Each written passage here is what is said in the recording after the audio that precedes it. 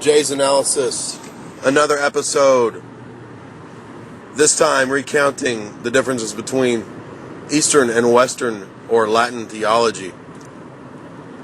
Are there differences? Are they the same? Can they be parceled out? Can we make sense of that? Yes, we can, and I'm here to do that for you.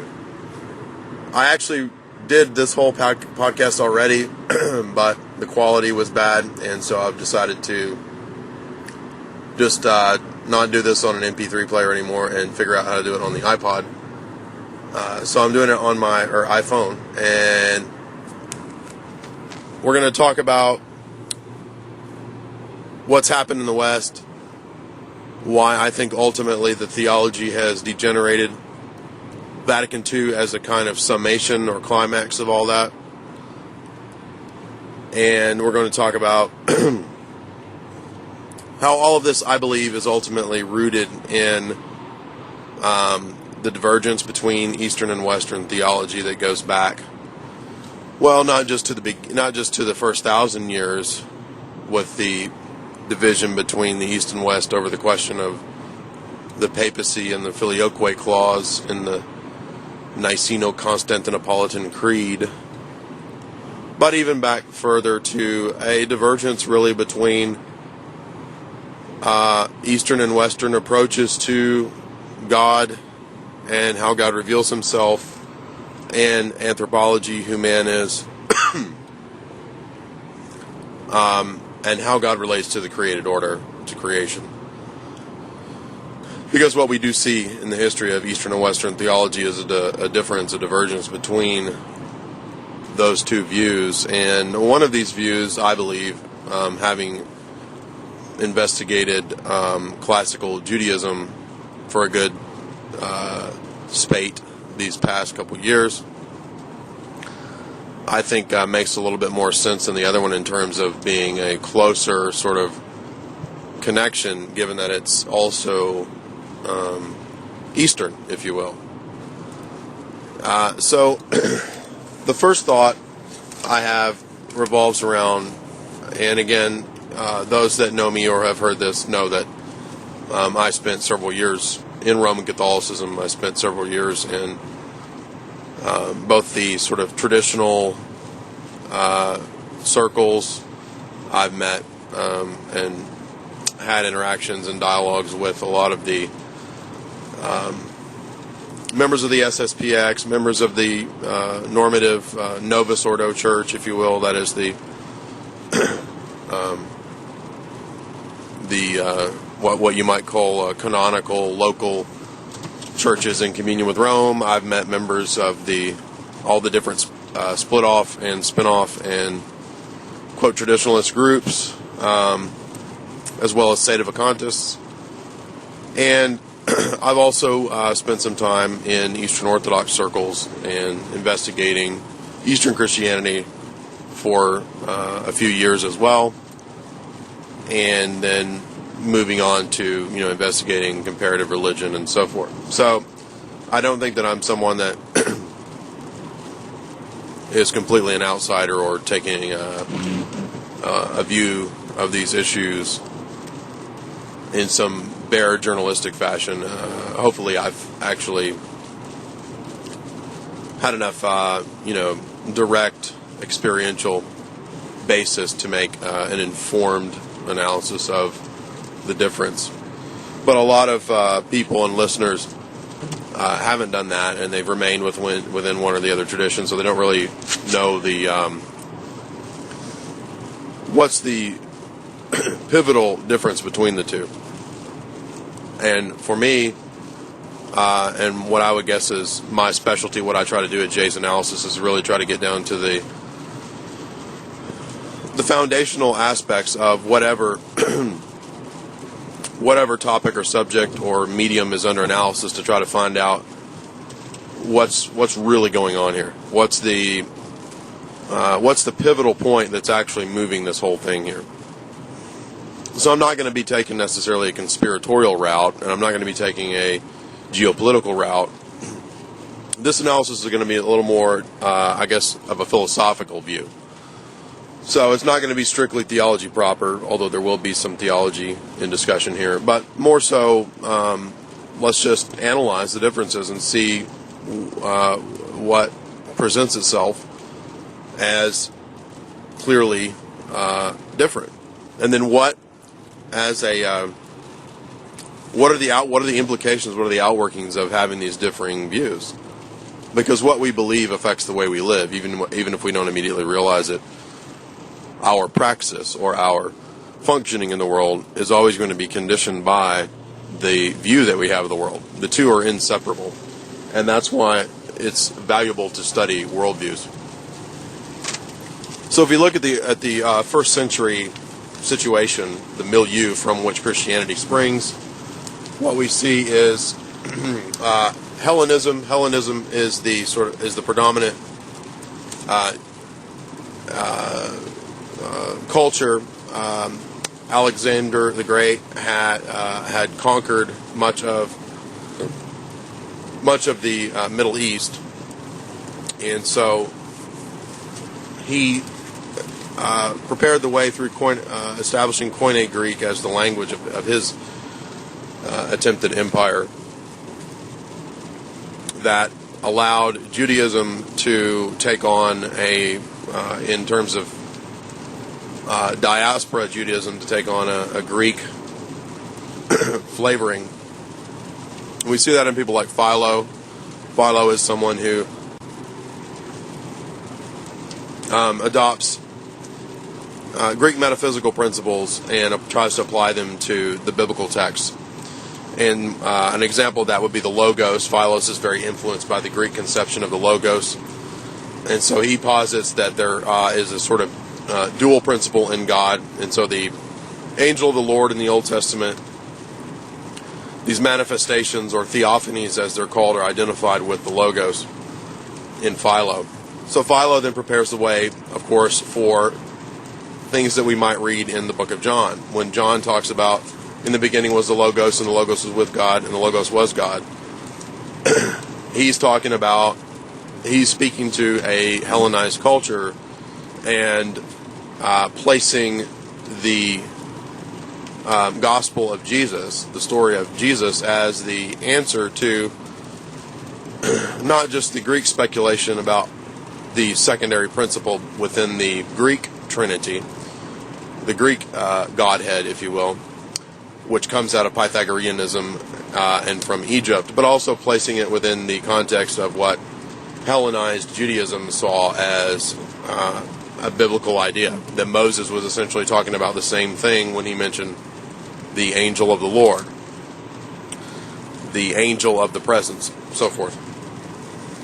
So John is trying to appeal to that same culture through utilizing Greek philosophical concepts for the purpose of a kind of apologetics. It's important to know as well that coming out of this whole milieu is very much Platonic. Certainly Aristotle has an influence at this time, but not so much in terms of theology. There are a few areas where Aristotle is influential in the early church in terms of philosophy and philosophical thinking, but primarily the emphasis comes from Plato, and this is very clear in all of the patristic era, particularly when we get to the 7 ecumenical councils of the church that all take place in the East and all deal specifically with questions relating to the Trinity and the Incarnation. These are of course, the two foundational doctrines of Christian theology. All theology springs from these doctrines in terms of at least classical Christianity for both East and West. It's very much a Protestant innovation for something like Pauline justification to become the foundational question for all of Christianity. But that is, of course, what happened as a result of the Reformation and Martin Luther and John Calvin focusing their emphasis on soteriology rather than the historic route by which the church hammered out questions relating to the nature of God. And I don't mean nature in a strict sense there, but just the question of who God is, and the question of what the purpose of Christ coming was in the flesh. This is why all of the early church fathers spend most of their time debating and hammering out questions relating to the Incarnation. That is at least the subject matter of the first 7 councils. But in terms of understanding the deeper philosophical issues that cause the divergence between East and West, when we look at Platonism, it's important to understand the Platonic doctrine of, which comes out of, like I said, Pythagoreanism, the doctrine of the one or the monad, which gives birth to the dyad, which is an extended line in space, right? The monad is just simply a point in space. It's the beginning of all things. It is the beginning of matter, if you will. And from that point extends forth a line. And from a line, we have then a transition from a singular point to the beginning of dimensional space or creation.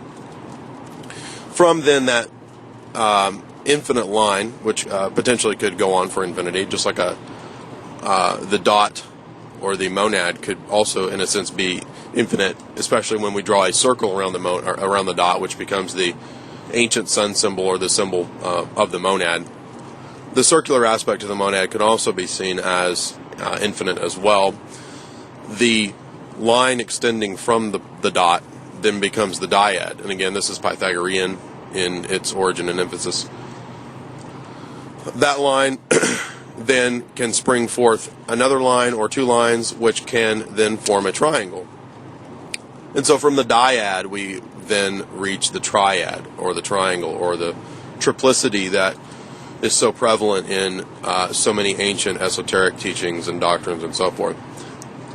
This, of course, is very important in terms of Christianity. And I don't think I'm saying anything particularly controversial there, because whether one regards Christianity as true or not, that is at least objectively the case. I mean, Pythagoreanism does talk about, these triads, and it does talk about ultimately a sort of pyramidal tetractys, which is for Pythagoras was the 10 points that are sort of the 10 foundational categories or modes or principles of being, if you will. But for our purposes, we should understand that in Platonic philosophy, in the days of the Church Fathers, my understanding at least is that the monad, the one, is pure being and is purely simple. Now, to be fair to Plato and other Platonists, the monad is beyond being. Okay, so it is not necessarily identified completely with pure being per se. There's also an aspect to which it is beyond being. But for the Church Fathers in the West, this notion is going to take on a different idea than what is the norm in the East. This is all going to center particularly around Augustine. Augustine is very crucial to understanding the divergence between East and West, because even in the West, prior to Augustine, there's much greater similarity between Eastern Fathers and Western Fathers, even all the way up into Ambrose, who was, of course, Augustine's father in the faith. But with Augustine, what we see, especially in his borrowing from Plotinus in the Aeneids, if you read the 5th Aeneid, there is an extended discourse on the question of the monad, the dyad, and the triad, and how the third principle of the triad is love, and that third principle is the spirit.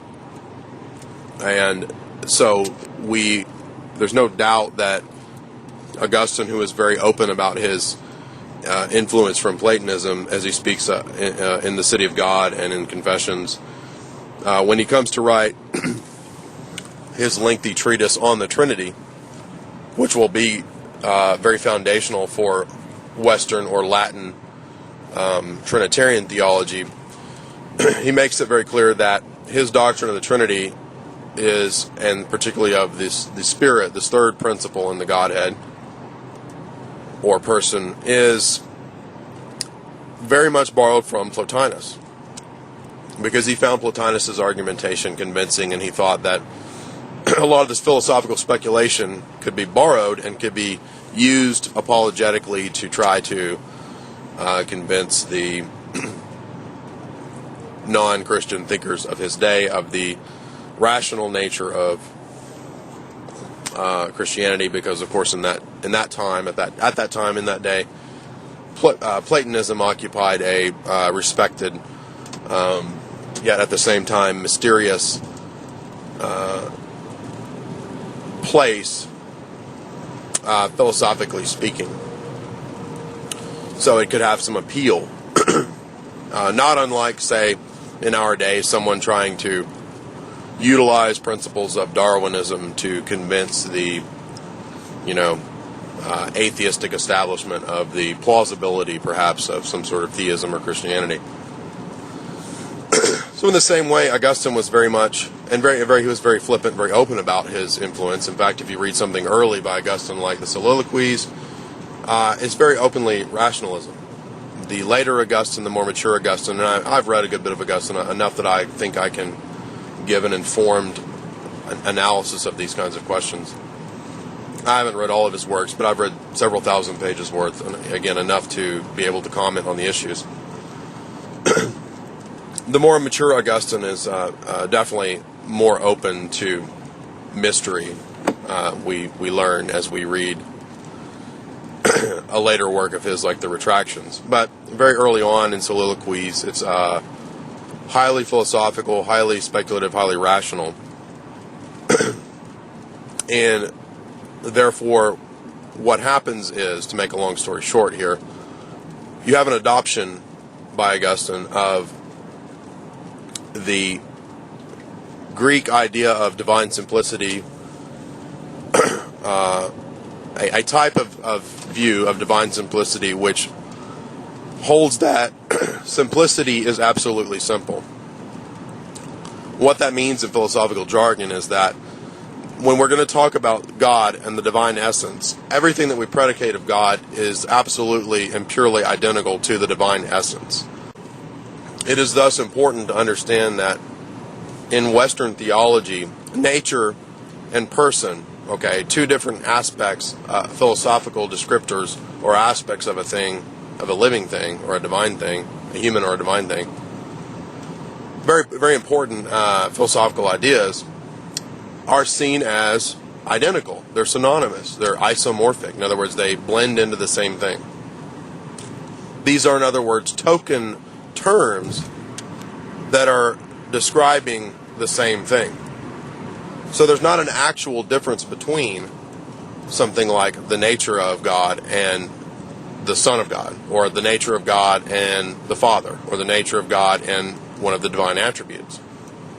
And the reason for this is that the idea was that any kind of, the assumed idea was any kind of division, any kind of differentiation in a thing implies division in a thing. So if we're to posit any kind of real difference between something like the divine nature and one of the divine persons, or between one of God's attributes, say love and mercy, or between love and justice, or between justice and foreknowledge, that would therefore be to posit an actual distinction in God. This is very clear by the time we get to Aquinas, who treats of these questions more at greater length. There is a, if I recall, I wrote an article on it, but I believe it's one of the lesser known works of Aquinas, where he discusses something like on being or on truth. It's not in the Summa. I mean, the same types of statements are made in the Summa, but there's a more definite and clear statement made in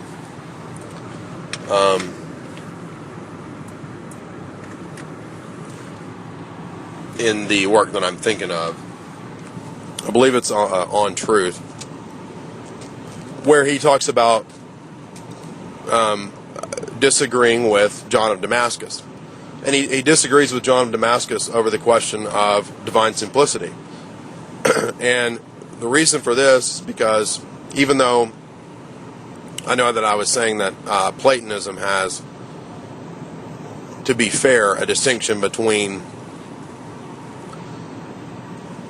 the idea of God in his essence, or the divine, the one, being beyond being, and also pantheistically present in being.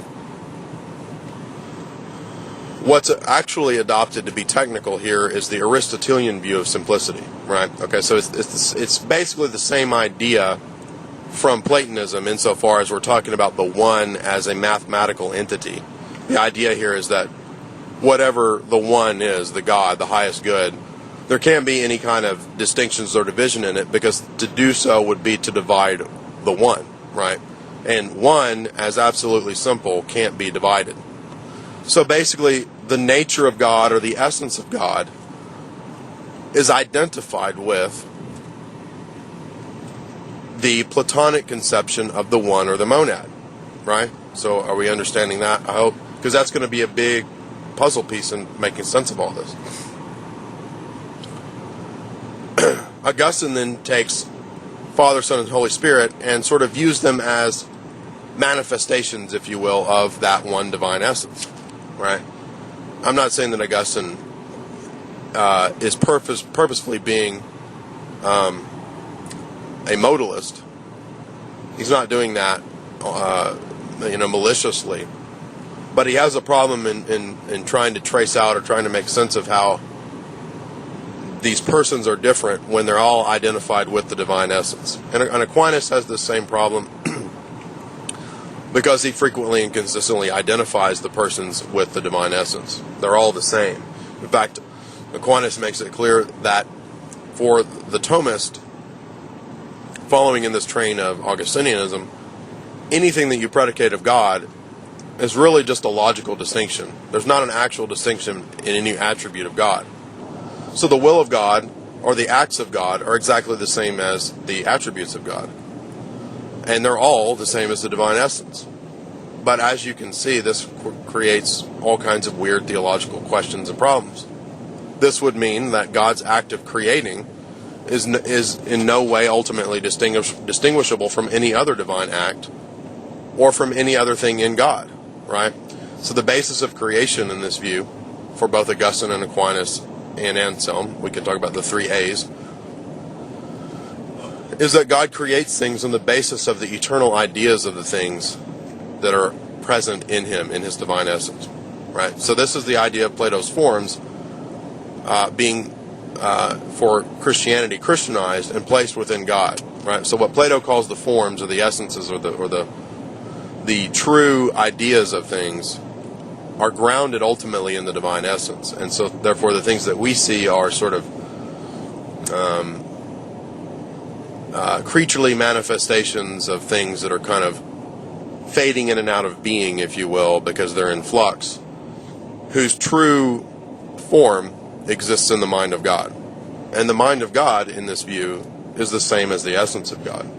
So what that means is that God created things not by an act of free will, but he created things because of the eternal ideas that were always in his divine essence and were therefore necessitated, right? I mean, God can't will to change his nature. What's in God is in God eternally by nature, right? God is what he is by nature. God can't will to be some other thing. So therefore creation was absolutely predetermined, because it's a manifestation, or an emanation, if you will, of the ideas that are in the divine essence. And Aquinas is very clear about that the ideas of God, the ideas of things are eternally in God's essence. That, by the way, is what we see in the beatific vision, according to Aquinas. Another problem for that view. So in other words, when we identify, to make this again clear, anything that God does with what God is, we have this problem of all these weird sort of what ultimately become Platonic views of emanationism.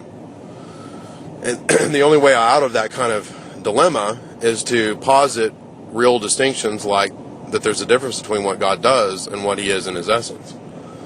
And the Eastern Fathers do this consistently when they describe God as creating, and they use a human being as an example. They say, you're a person you create, you build a building. We learn from the building that you build something about you, something about your mind, about your creative abilities.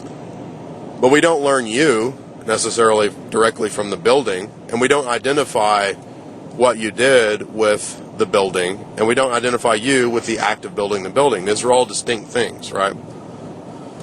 So in the same way, when God created, we can learn about the Creator from His handiwork, from His creation, but the creation is not the same thing as Him, and the act of creating is not the same thing as His divine essence. Why? Because that leads directly back to some form of Platonism or emanationism, which are not compatible with the idea of God creating ex nihilo, out of nothing, or creating freely. In the same way, all sorts of odd questions would arise, like we would have to say that the act of creating the world and the act of, in some eschatological sense, destroying the world, in whatever way God is going to do that, those are basically the same actions, because they are the divine essence. But that just doesn't make any sense, and it's just a really weird conclusion that we would be led to. But we'd be led to that because that is the outworking or the implication of absolute divine simplicity in the Western view. Again, and this is not debatable, and it's not something that we can, consistently introduce a bunch of, scholastic terms to try to make fit somehow. I mean, Augustine and Aquinas are abundantly clear that anything that you say about God is only a terminological or a token distinction, a linguistic distinction, a logical distinction for human finite minds. It's not a real distinction. There are no real distinctions in God. Well, if there are no real distinctions in God, and the divine persons are exactly the same as the divine essence, then there's not a real distinction between the Father and the Son, or the Father and the Spirit, or the Son and the Spirit. These are all, in other words, how is modalism not the case, right? And that's when Thomism tries to introduce the idea of relations of persons, that the persons have these relations to one another that distinguish them. What makes the Father is that He's not the Son or the Spirit. What makes the Son the Spirit different is that they're not the Father, and so forth. So, no, but see, these are all the same. In other words, there's nothing different about the Father that makes Him the Father in that view, other than that He's not the other two, right? But each one of the persons in that view will have that problem, or that distinction of being not the other two. So just saying that something is not the other two doesn't work very well as something that gives each character its own personal aspect. And this is another big distinction that the East has. In the Eastern view, each of the persons has distinctive characteristics that define them as that person or hypostasis. The Father is the origin, or is the point of origin of the Godhead. He is the source of the Godhead, the fount of the Godhead. And He does not share that personal property with any other member of the Godhead, right? It's not the fact that He's not the other two. But see, that kind of, and so likewise for the Son's personal property is He's eternally generated, and the Spirit's personal property is that He's eternally spirated.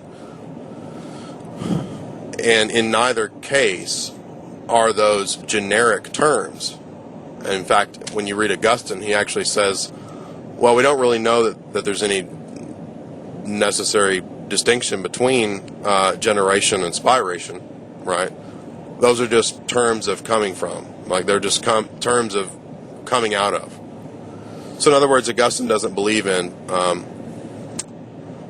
personal properties, if you will, of those members of the Godhead. I know that's a little bit confusing, but suffice to say that this is again a result of the Western idea of divine simplicity. You can't have something like that in Western theology, because it doesn't make sense with their view of simplicity. I mentioned Aquinas earlier in a lesser-known work of his where he discussed John Damascus's distinction between the essences and the energies, or the essence of God and the energies, the actions of God, the energies. And Aquinas clearly explains why he does not believe in divine energies. And he says that he doesn't because it conflicts with the Aristotelian doctrine of simplicity. Okay, so in a larger sense, it doesn't really matter whether we're talking about a Platonic view of divine simplicity or an Aristotelian view, because they're both the same in this regard, right? Augustine's doctrine of divine simplicity that he adopts out of the Platonic idea of the monad or the one, the highest good, which is absolutely simple with no divisions, is not really any different than Aquinas' acceptance of Aristotle's doctrine of divine simplicity, because it's a little more fleshed out by the time of Aquinas. And when Aquinas responds to when he responds to John Damascus and rejects John Damascus's view and affirms Aristotle, the assumption at work here is just that, well, right, because obviously the Aristotelian idea of simplicity is the only one that's right. Why is that? Well, that's just the working philosophical assumption here, that to introduce any distinction in a thing is to introduce a real division, right?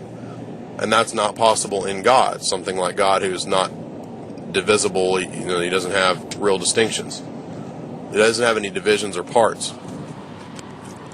Another good way to know that this is correct, and this is the Western view, is Augustine's discussion of the manifestations of the angel of the Lord in the law and the prophets, right? I mentioned earlier what Philo talked about, the angel of the Lord, or the second principle, the logos, manifesting, that Philo tries to identify with in some way with God in this sort of secondary principle. Well, Augustine has an interesting problem, because for him, he does not believe that any of the manifestations of the angel of the Lord in Exodus, the angel of the presence or whatever, he does not believe those are the logos. And he differs from his Eastern and Western theological predecessors and contemporaries, because it doesn't work with his philosophical view of divine simplicity. In his view, it's not possible for God to actually manifest, right? Because Christ has not taken on a human nature yet. It's not possible for the divine to actually manifest in the created order. So when the Shekinah manifests, or when the angel of the Lord manifests, because Augustine has such a view of divine simplicity, he has to say those are essentially holograms, right? Now, he doesn't use the word hologram, but his description of those manifestations are like they're holograms. They're not really divine manifestations. They're created similes, or they're created symbolic manifestations of God, and never at all actually divine. Now, why does that matter? Well, this is hugely important, because this is Augustine showing that he doesn't really have a good sense about what he's trying to work out here.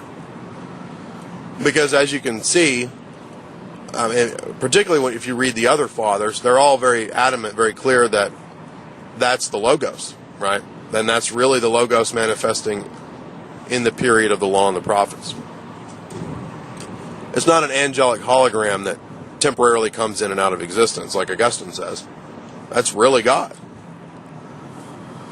But Augustine is precluded from saying this because he believes in absolute divine simplicity. Absolute divine simplicity means that obviously there could not be a historical manifestation of God in some form, because God doesn't have a form. God doesn't have a creaturely means by which he can manifest that's actually and truly the divine energy or the divine nature there. Now, of course, the East will not say that it's the divine nature. It's never the divine nature that's manifested. It's always the divine operation or the uncreated energies of God. It's never the uncreated essence of God. No one knows that, no one sees that, and that's never manifested. in Eastern theology. So what Augustine has to do is try to figure out, at this point, some way that there is a real incarnation, given the fact that divine simplicity is true, right? Obviously, you can see that if the Logos could not manifest in a created or in a real way in the time of the Law and the Prophets, it's going to be difficult to explain how an incarnation could be real, because it's the second person of the Godhead that takes on human nature in the classical Orthodox view of the Incarnation.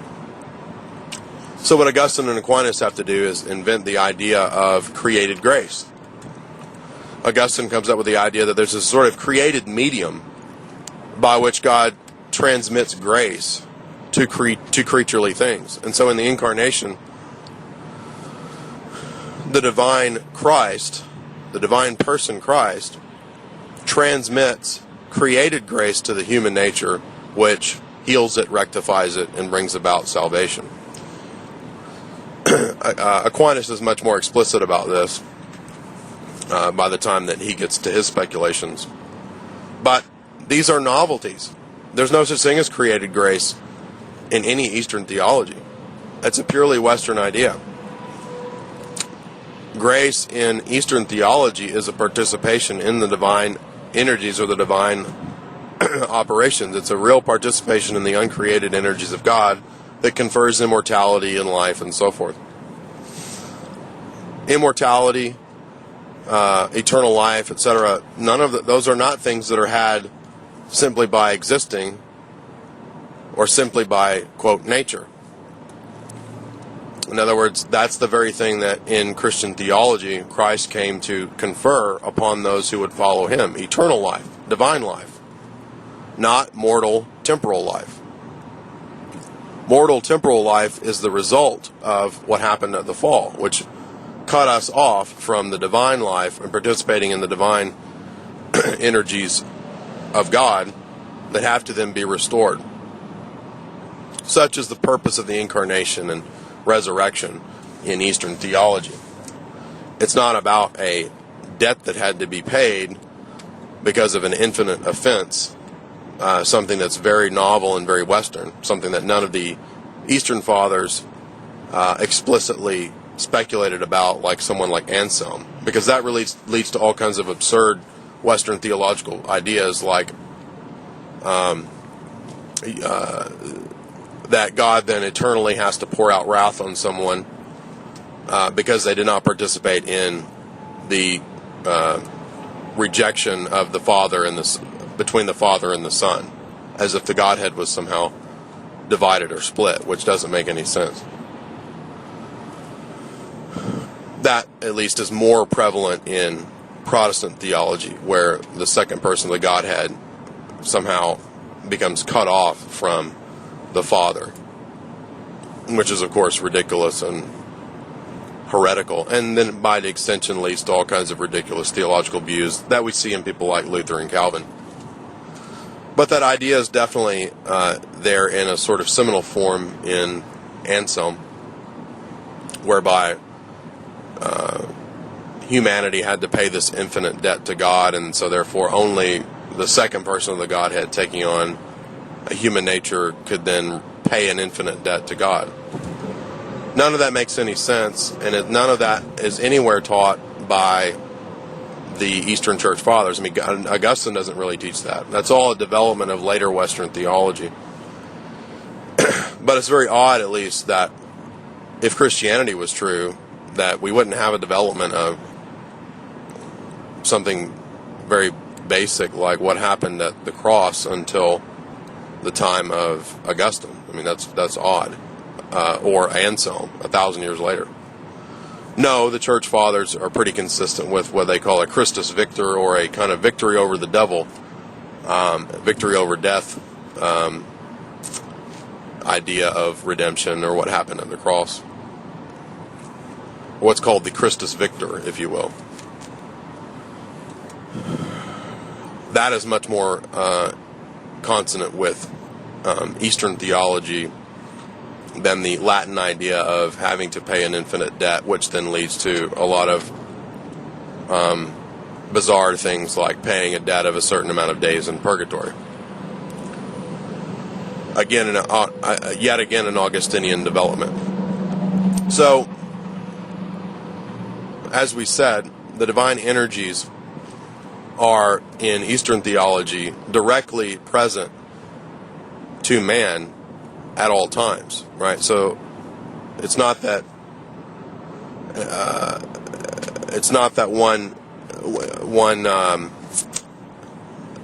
one has to somehow come in contact with some sort of created grace or created thing that manifests God, but rather that the transformation of grace is the process by which one then becomes able to interpret all things in light of the divine energies.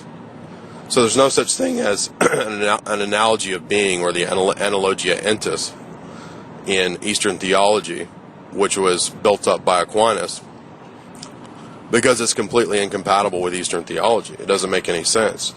In Aquinas' view, the analogy of being is sort of this borrowing, or this this connecting idea between Latin theology and the Greek chain of being. So at the top of this chain of being sits God, who's the sort of lightest, most pure being, and then we get this sort of gradation of being that descends all the way down to hell and then to non-being. So God is free and more like closer to something like thought. He's not as chained down to being, he's pure being. He's not chained down to something material, like we might find in hell, where everything is sort of chained down and stuck, like we see in Dante's Inferno. In that view, there's a continuum, a continuum by which God sort of is all. God and creatures and angels are all part of the same continuum of being, right? It's all the same being. It's just that God is at the top of this chain of being and shares it in a preeminent sense, whereas we lowly humans are kind of fading in and out of being, if you will. That's completely rejected in Eastern theology in terms of putting God at the top of this contiguous chain of being. For Latin theology, for Aquinas, God is I am that I am, explained as pure being, right? So Etienne Gilson, the famous scholastic Thomist of recent years, in his explanation of that, of Exodus 3, where Moses is confronted by the divine manifestation and God says, I am that I am, Gilson, following in that Thomistic tradition, says that God is basically saying, I am pure being, right? And this is part and parcel of Thomism. Because there's an analogy of being, God has to relate to us through created means, and always relates to us through created means. There's never a direct apprehension or perception or experience of the divine energies in Thomism. Why? Because that's precluded. It's not possible. Now, that doesn't mean that Thomas doesn't also claim at times things like that we participate in the divine nature. He does. But we're not talking about what two different things Aquinas claims. We're talking about what is actually consistent with the theology that he lays out. And in the theology that he lays out, he both says that we partake of created grace and created love and so forth and so on, that are transmitted to us through Christ and the Incarnation and through the sacraments. And also that we somehow kind of partake of the divine nature. But remember, the divine nature never changes. It's absolutely simple. It doesn't take on other forms, it doesn't alter, and it doesn't absorb other beings into it. So in what way or in what sense we actually partake of the divine nature, we don't know. And it doesn't really work. Because again, it's precluded. And just like an angelic manifestation can't, the angel of the Lord can't be the Logos because of divine simplicity. Nor can a created being somehow partake of divine simplicity. That's never going to happen. It's absolutely precluded. So Aquinas is fudging a little bit, in other words. When he talks about partaking of the divine nature, we don't really get the idea that we're actually partaking of the divine nature. What Aquinas really means is what he explains elsewhere, is that we're partaking of created grace, which is a kind of analog of the divine nature. But if all we ever got in the Incarnation, this is what Gregor Palamas argues against Barlaam the Calabrian, who represented the West, and Gregor Palamas representing the East of his day, if all we ever participate in is some created thing, then the Incarnation wasn't necessary. We didn't need a divine person to take on human nature to give it another level of created grace. What we actually needed was so the argumentation goes, the second person of the Godhead assuming human nature so that human nature could participate again in eternal life. And eternal life is not a created power, it's an uncreated divine energy that God has. And so it's a very different view of the Incarnation, as you can see. That's what the meaning of the resurrection, then, is the transference or the communion of mortal man partaking of an uncreated divine energy, eternal life, transfiguring the corrupted and fallen humanity into something eternal. However, in Western theology, because that's never really been something clear or held on to, because of the doctrine of created grace and the dominance of Augustine and Aquinas, it's therefore very possible in Western theology to even debate whether the Incarnation was necessary. And one can see this historic debate between Franciscans and Scotists and so forth. These different schools can have these different debates because, ultimately, if we're just getting created grace transferred to us in some form or fashion, there wasn't a need for Christ to specifically take on a human form. And so you can get all kinds of silly theological speculative questions like in that debate, such as that Christ could have been a donkey. Could God have redeemed man by incarnating in the form of an ass? Well, if created grace is true, sure. God could have, there was no need for the Incarnation at all. God could have just conferred created grace to everyone. But the Eastern view is unique, and it's different in that regard because it holds that the Incarnation was necessary precisely because God intended to confer not just some triviality or not just some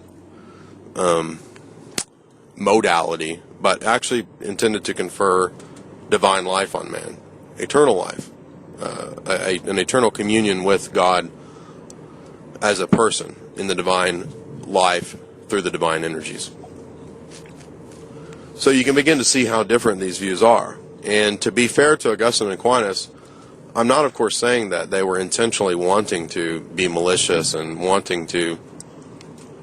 they were simply working with the philosophical presuppositions that they had.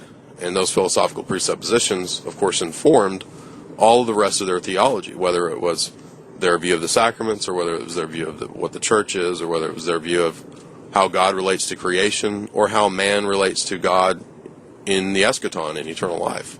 All those questions are informed by the assumptions, the basic views that Augustine and Aquinas and subsequent Latin dogmatic theology has based on those philosophical questions. So we've looked at God, we looked at the Trinity, we looked at the Incarnation and salvation in that view, and why. This is also why, for example, Theosis, the idea of participating in the divine energies, being deified, why this is the central notion of Eastern Christianity and hardly talked about in Western Christianity. Yes, there are mentions of things like partaking of divine life and, something like the idea that in the Mass, the sacrifice is that it presents body, blood, soul, and divinity. Sure, those ideas are there, and sure, Augustine makes statements like that we partake of the divine nature, quoting Peter, and there are statements that we partake of divine life in Aquinas, but it's very clearly not something emphasized or talked about very much, while it is the entire ethos of the Eastern view of salvation. The Western view, the Latin view, focuses almost solely, if you will, on the passion, the sacrifice. The Eastern view focuses almost solely, almost entirely on the resurrection and on deification. So these are huge, huge, huge differences in terms of their emphasis. But I don't want to just pass that off in terms of the differences as something that's merely a difference of emphasis. These are very different views of all of these things. And sure, there's a lot of ecumenism that seeks to find the similarities. And, I don't really have a dog in that fight per se. I'm not even concerned with that. But I think we should be honest that there's no doubt that these are different views of what Christianity is and what the meaning of all of these doctrines like creation, redemption, revelation, so forth are. Another good example of this is in terms of epistemology or anthropology. In Eastern theology, man never there's no sense in which there's a sort of autonomous or there's a level of what Thomism calls human reasoning that then tacks on top of it this sort of secondary tier level of faith.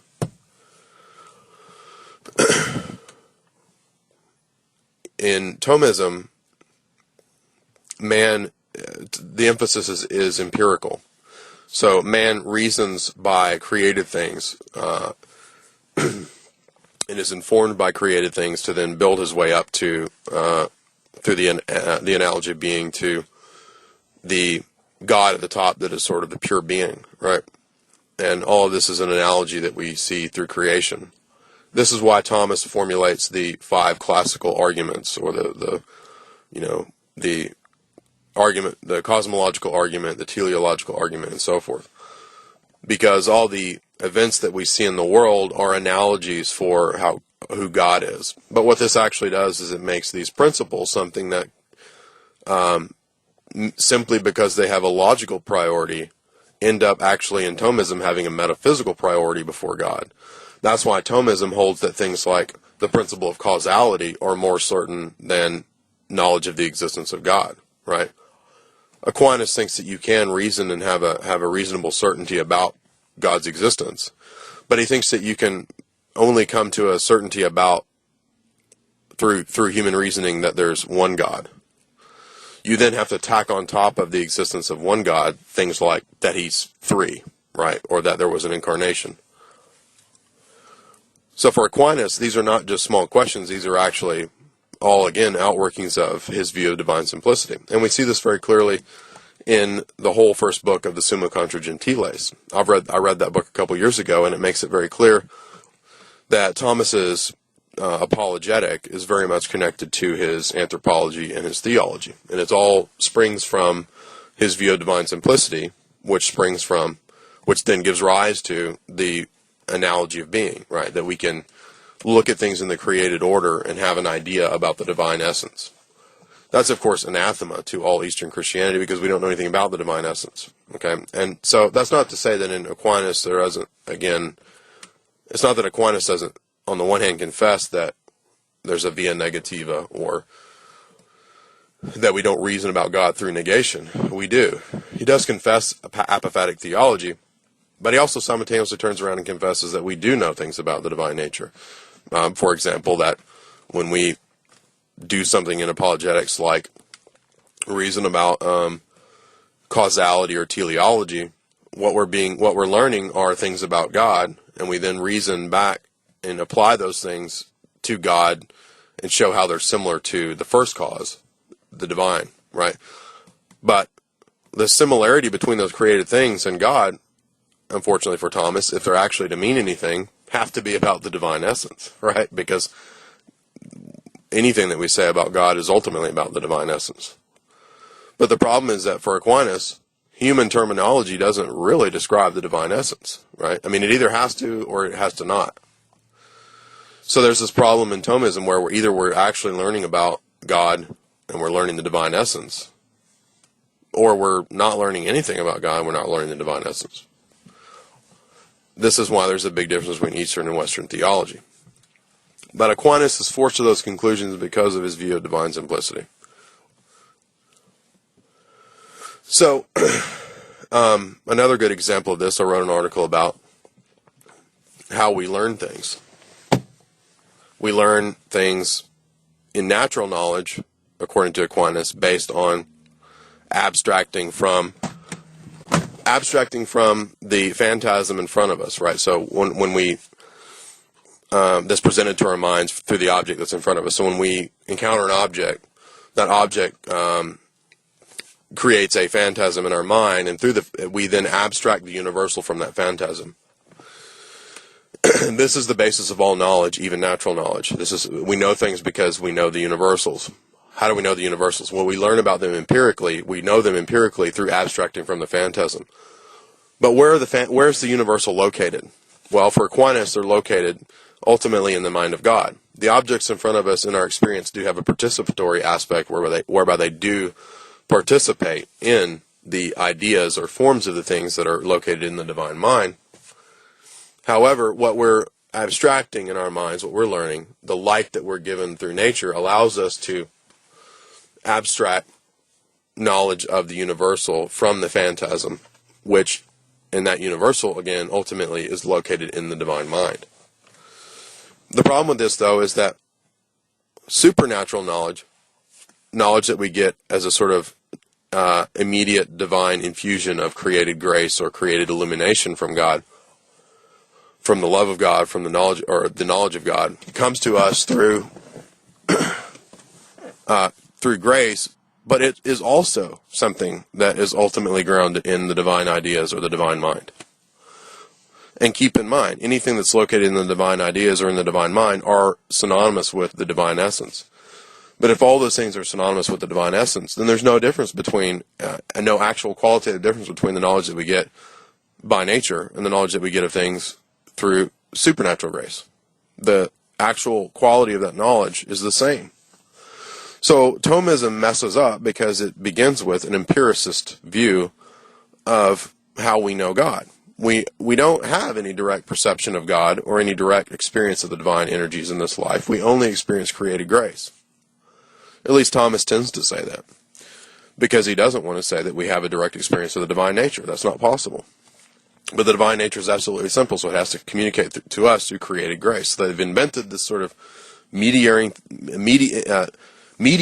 thing or substance of created grace that essentially negates the incarnation and causes problems for epistemology. And it's not just problems for epistemology. This actually leads to, I believe, the complete degeneration of Western theology. Western theology then takes the empiricism of the later scholastics, which is intimately connected with nominalism. Not that Aquinas was a nominalist, but that if you begin with empiricist presuppositions of knowledge and how we know things, you're going to be led to nominalism. And that nominalism is then going to lead you to deism and rationalism and skepticism, right? The whole track of the West. And all of this goes back to the fact that Aquinas and Augustine unknowingly, perhaps unwittingly, banished the divine from being immediately present in the world. Why? Because of divine simplicity. Doesn't mean that they didn't confess that God was immanent and transcendent, but when they confessed that God was immanent in creation in terms of being the ground of those things or the idea behind those things. God's divine life and energies didn't immediately penetrate all of creation because that's not possible in Western theology. So you begin to see this is a completely different view. God is almost, if you will, walled off from creation at any point because of the presupposition of what they believe divine simplicity to mean. This then affects apologetics, and it affects basically all of our worldview. We no longer have any kind of direct perception of the divine or a direct experience of the divine in this life. All we have is a succession of experience with created phenomena that are supposed to somehow be an analogy to something in God.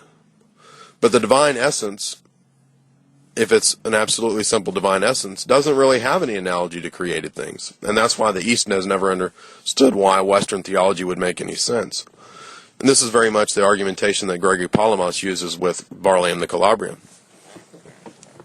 He says to Barlaam, if God is not immediately present, if we don't have an immediate experience, then we might as well be atheists. And that was, in a sense, sort of a prophetic idea, because atheism is, of course, the track that Western theology took.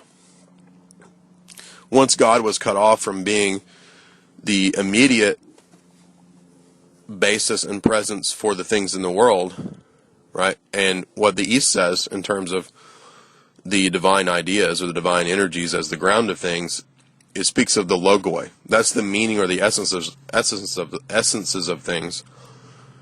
And those logoi are all contained in the mind of God. The East doesn't necessarily have a problem with that because in a sense, I mean, speaking of the mind of God is still an anthropomorphism. God does not have necessarily a mind like we do.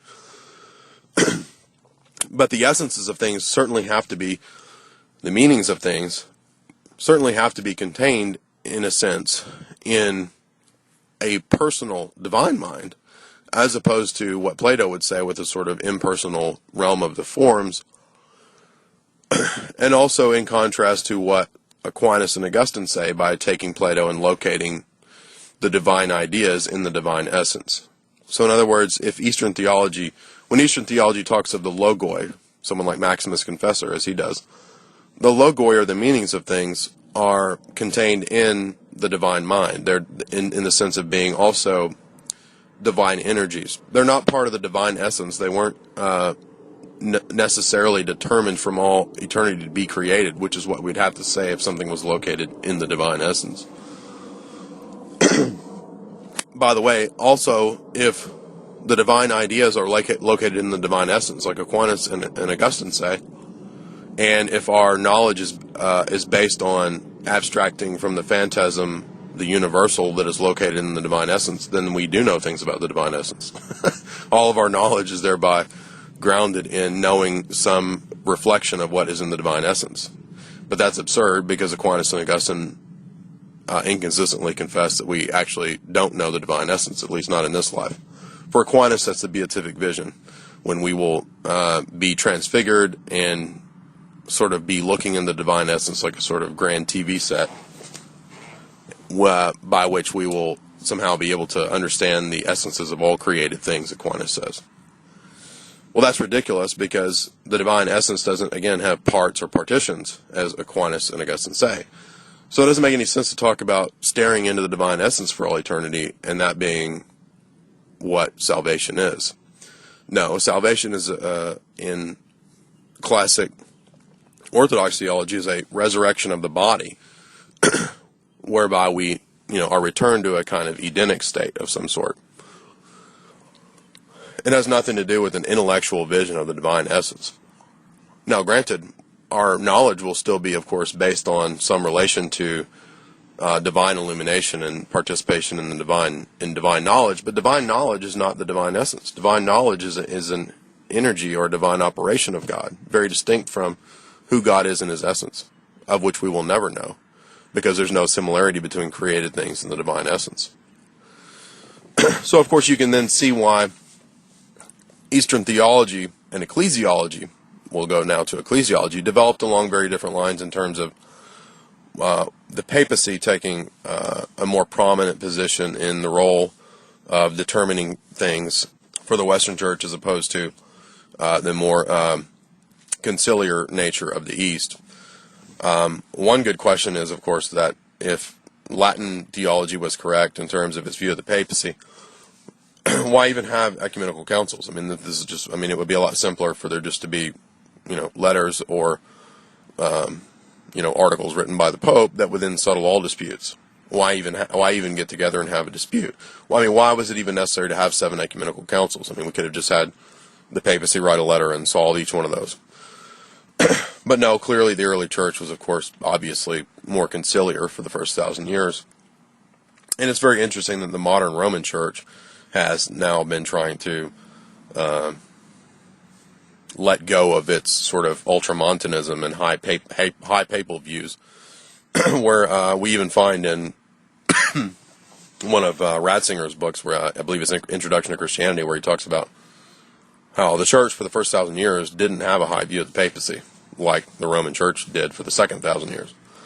So there are all kinds of admissions like that, and Vatican II, tries to emphasize collegiality and, clearly all the actions of the Pope since Vatican II of, acknowledging the Orthodox as now Christian, and Paul VI saying he lifted the excommunication on the East, and which doesn't make any sense since the East, hasn't accepted the Latin view of the papacy. I mean, that was the reason for the excommunications. So, but in terms of ecclesiology, once we've adopted an empirical basis for theology with Aquinas, and theology is now part of the sciences, which is not the view in the East. Now that theology is the queen of the sciences and is empirically based, it only makes sense that that the church would then have an empirical basis for unity, right? So it's no longer individuals understanding the theology and the teachings that unite them through a participation in the common revelation. It now becomes based on authority, and so knowledge of the truth and the unity of the church is guaranteed by an external, single, empirically identified individual, hence the papacy. It's really that simple, I believe. One doesn't have to really get into all the long debates between, hundreds of different citations from hundreds of different church fathers about the role of the Pope and this and that, or the importance of the papacy for, Franco-Latin Christianity the second 1,000 years. We don't have to really worry about all that or look at that, because really all of this flows from differing philosophy. And the differing philosophy is related to differing theology. Differing theology that then gives rise to a different view of anthropology, a different view of human knowledge and revelation, a different view of God's relation to the world, right? In Latin theology, to some, God is not directly present in terms of interpenetrating all of created reality with his divine energies. Rather, creation is a kind of thing which God is walled from due to his absolute divine simplicity, right? And so God can only communicate or interact into this world through things like created grace or created means. It's never a debate. It's never a direct manifestation or a direct interpenetration of the divine energies, because that's impossible. And that's why Augustine and Aquinas never speak that way, and all the Eastern theologians do. I should also add that at the Sixth Council, the letter of Pope Agatho makes it very clear that even for Latin theology at that time, it was dogmatic to accept a distinction between essences and energies, because he speaks in his letter of Christ having two natures, two natural natures and two natural operations proper to those natures. In other words, two natural energies, that's what he's talking about, proper to both his human and his divine natures. And that's, again, the letter of Pope Agatho at the Sixth Council. However, of course, later Latin theology develops and almost entirely drops any question of a distinction between essence or nature, and operation or energy. So I think that'll about conclude my sort of revisiting of these questions of the difference between Eastern and Western theology. And if there's any questions, feel free to hit me up and we can discuss them.